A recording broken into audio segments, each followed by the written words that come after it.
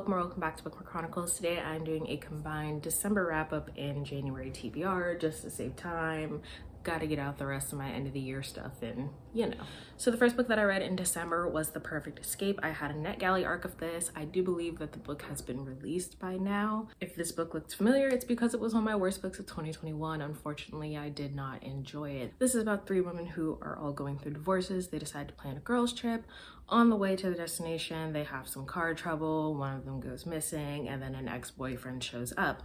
So the premise of this sounded very interesting to me. However, I really struggled with one of the main characters. I thought she was terrible. She kept doing stupid things and would not take accountability for her own actions, which is something that I hate in real life. I also don't like it in books. The ending was pretty good though, which is why I ended up giving this a 2.5 stars. I was very surprised by the ending. So while I didn't love it, other people might.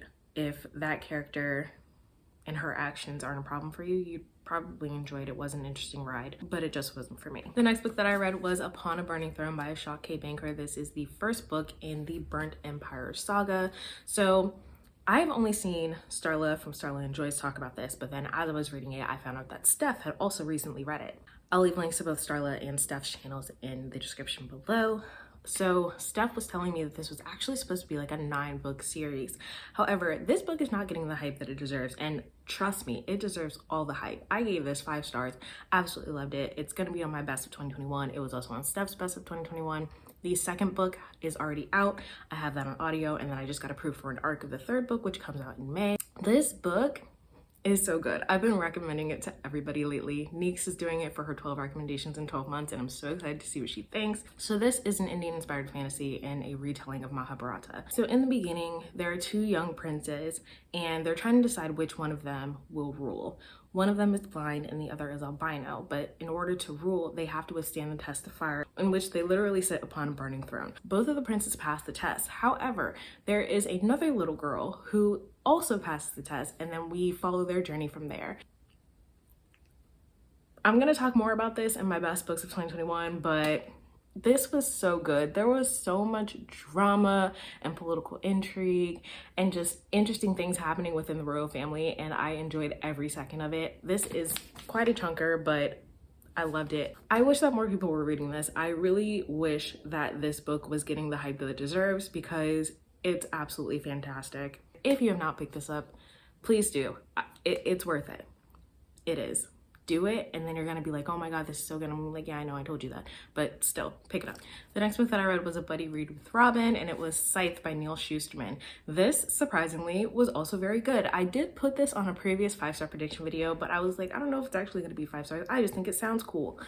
4.75 stars, basically a 5-star. So in this world, disease and sickness no longer exist. So in order to control the population, there are Scythes who go around and they glean people, meaning that they end their life, and they can choose any way that they want to do it, but they do this for population control essentially. So we're following 2 young apprentices who are following a senior Scythe, and it was so good. It was so intriguing. It's so well written. Everything that happened was really interesting. I was never bored when I read it, and I would be texting Robin like, oh my god, where are you? Have you gotten to this part yet? Let me know when you finish this chapter. So good. So we will both be reading the next few books together. This was really good, and it was surprising. So there were some things I didn't like because the characters are stupid, but it was so good. I'm so excited to see where this goes. I'm actually interested to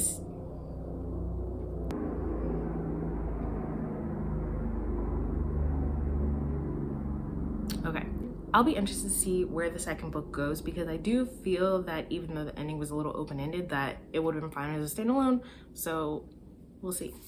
The next book that I read was another 5-star prediction. Unfortunately, it was not 5 stars, but it was 4 stars, so it was still pretty good. A Song of Wraiths and Ruin by Roseanne Brown. This is the first book in a duology. I enjoyed this. The reason that I didn't give it 5 stars is because both of the characters did dumb shit that irritated me at times, but are we surprised? Of course not. I'm very easily irritated. But overall, I really enjoyed it. So this is about a young princess whose mother has just been killed, and she wants to do a rite of resurrection to bring her back. She needs certain things. One of the things that she needs is the beating heart of a king. So she hosts this competition during Solstagia, which only happens, I think, every 50 years or something like that. And she announces that the winner will earn her hand in marriage. And she plans to kill whoever her future husband is so that she can perform the ritual. One of the competitors in Solstagia is on a mission to kill the princess because his younger sister has been kidnapped by a demon, and the demon said, kill the princess and I'll give you your sister back. So we follow them from there. Romance ensues. It was pretty good aside from the dumb shit they did, but I'm really excited to continue and see how this ends. And the last book that I read in December was Girls of Fate and Fury. This is the final book in the Girls of Paper and Fire trilogy. I ended up rating this 3 stars because I don't think it needed to be as long as it was, honestly. So I do have full reviews of the first book, Girls of Paper and Fire, and the second book, Girls of Storm and Shadow. It wasn't bad. Like I said, I gave it 3 stars. 3 stars is not bad, but it just felt really long and really dragged out. There was something that was brought up in the first book that made me think that there was an extra element to this book, and it wasn't. So it was kind of like, why did you bring that up if it didn't matter? I will say though, the questions that I had at the end of the first book that were not answered in the second book were answered in here mostly. So that's something, I guess. Like I said, I'm gonna do a full review, so I'll talk about it then.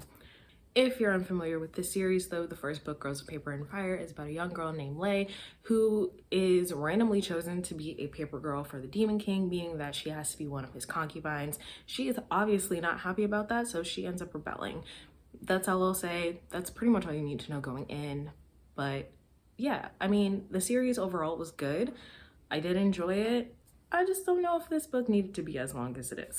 So now moving on to the books that I plan to read in January, the first of which is another NetGalley arc.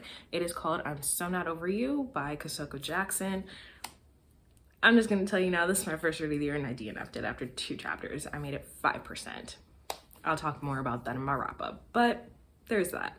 But if the premise of this sounds interesting to you, it does come out in February. It's about a young man who was dumped about 3 months ago. He still has feelings for his ex.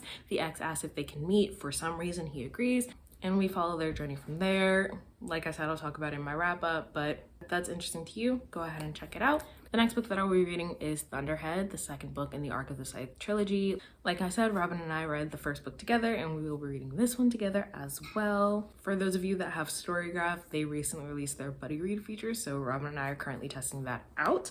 But this book picks up 5 days after the events of the end of Scythe. I can't say too much about it because it's the middle of the trilogy, but my thoughts on Scythe were 4.75 stars, and I'm really excited to continue. I don't know how this one's gonna go, but I expect that it will be good. The next book that I plan to read is A Psalm of Storms and Silence. This is the follow-up to A Song of Wraiths and Ruin. Like I said, I did enjoy that one. I gave it 4 stars. This book was so kindly gifted to me by Robin, and I'm really excited to see where their story goes. The way it ended was not at all what I expected, so I'm interested to see how everything comes together. There was something at the end of A Song of Wraiths and Ruin that I actually am really intrigued by, but I don't know how it's going to work out. Hopefully I enjoyed this one as much as I enjoyed the first. And the last book that I want to read in January is Jade Wars. So if you've been around for a while, you know that I read Jade City last year, and I was a little disappointed by it because the first half of the book was so good, and then the second half just really fell flat after like this plot twist that I felt didn't need to happen. So I buddy read Jade City with both Robin and Dasha. Robin and I have agreed to continue the series, so this will be another buddy read for us. I've been hearing that this does get better. Like, this book, most people tend to enjoy more than the first. However, the character that I hate the most apparently is just wreaking havoc in this one, and I know it's gonna piss me off. Even though I didn't give Jade City the 5 stars that I thought I was gonna give it, I really did enjoy the writing. I enjoyed the dynamic between the members of the Call family and between the Greenbone gangs, and I'm really hoping that I enjoy this enough to read Jade Legacy. So fingers crossed, I'm going to enjoy this and then I'm gonna finish the trilogy. We shall see. So those are all the books that I read in December and all of the books that I plan to read in January. Let me know if you have read any of these or if they're on your TBR. Otherwise, that's all I have for you today, and I'll see you in the next video.